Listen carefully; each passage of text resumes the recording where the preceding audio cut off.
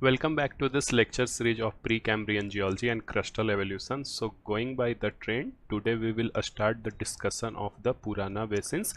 As we have discussed earlier, you can say the evolution of all the spheres, then we discussed about the cratons and granulite belts, and also we saw their application in the Indian subcontinent. Okay, there we discussed the big 5 cratons as well as the mobile belts. Okay, so now today we will start with the Purana basins. So basically these are the basins which are of Proterozoic time. Okay, so basically these are the basins which has Proterozoic sediments. Okay, so definitely these were the one of the oldest, you can say, sedimentary basins present on the India subcontinent, because the time when they have got, you can say, formed, it was the time when first there was Proterozoic rifting, Palaeoproterozoic rifting took place, and hence there was marine incursion, and those, you can say, rifted or the gravenware get filled by the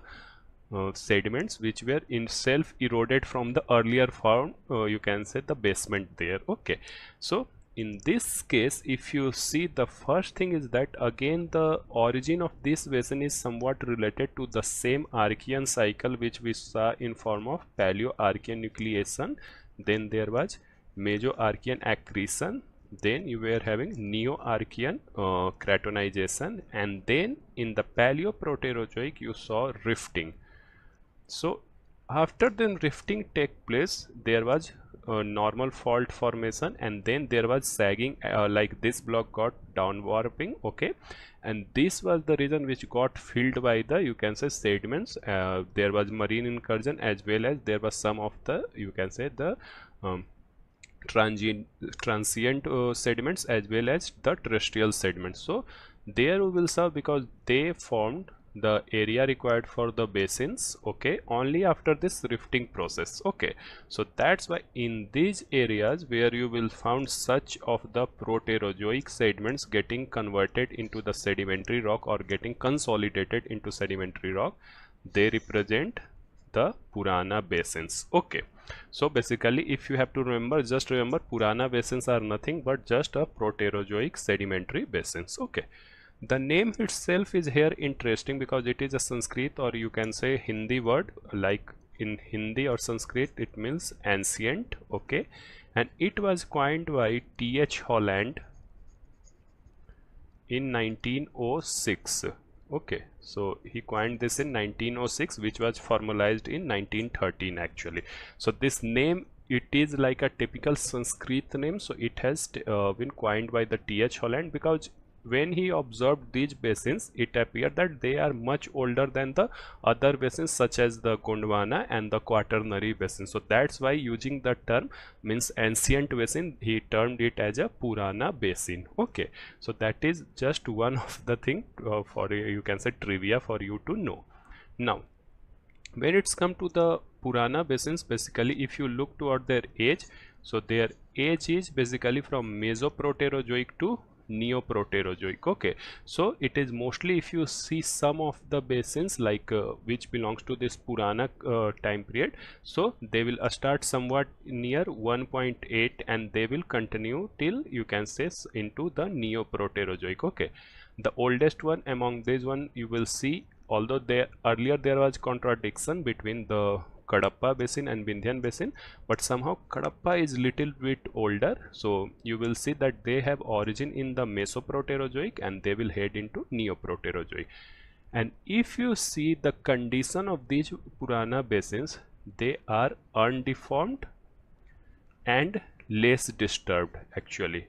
So these are the Proterozoic sediment which has escaped the metamorphic event and somehow has preserved into, like, they have retained their sedimentary characteristic. Okay, in some places there will be meta sediments, but still they have not witnessed a, you can say, very higher grade of metamorphism. Okay, so that's why if you see, they are less deformed and basically unmetamorphosed. Okay, so these Purana basin, if you say, like, they are having, you can say, they have preserved the original condition in a, you can say, much greater degree. Okay, and hence they are also unmetamorphosed. Okay, Now if you see their basement upon which this Purana basin has formed is your Archaean and Palaeoproterozoic basement. So basically this will be either craton area or you can say the Palaeoproterozoic nuclei. Okay, so upon them you will find their formation. So basically the basement is Archaean to Palaeoproterozoic, but unlike the Purana basin, the basement is highly deformed and metamorphosed.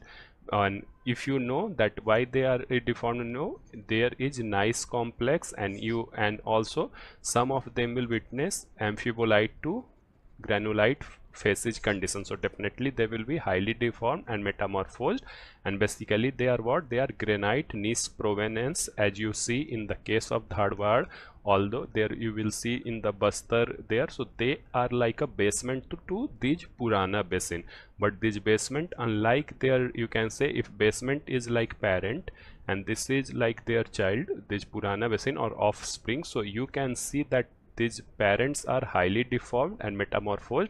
Meanwhile the sediments which has eroded and formed sedimentary basin, in this case they are relatively less disturbed and unmetamorphosed.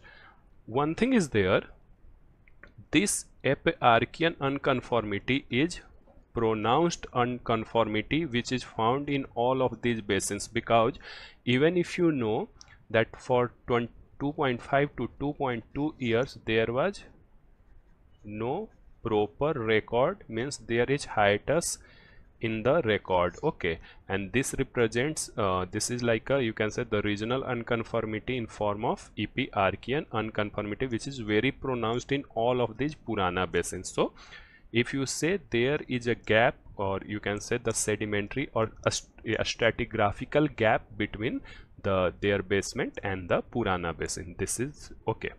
Now if you see to if you have to see the composition, so basically these Purana basin are composed of conglomerate as usual, because it is above the unconformity, so that is also represented by that.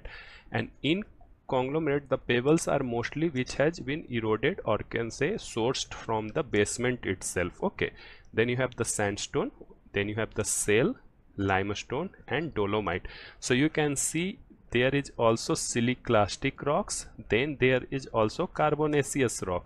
So that gives you an idea that there is change in sedimentary environment throughout this cycle, and it is a cyclic change which we will see especially in the Kadapa basin itself. Okay, so this gives you an idea about the composition. So all different sorts of sedimentary rocks are deposited here. Okay, and if you notice, if you will see in Kadapa basin as well as Vindhyan basin, so they are mainly shallow water platformal sediments. It means for only for the momentary time there will be like a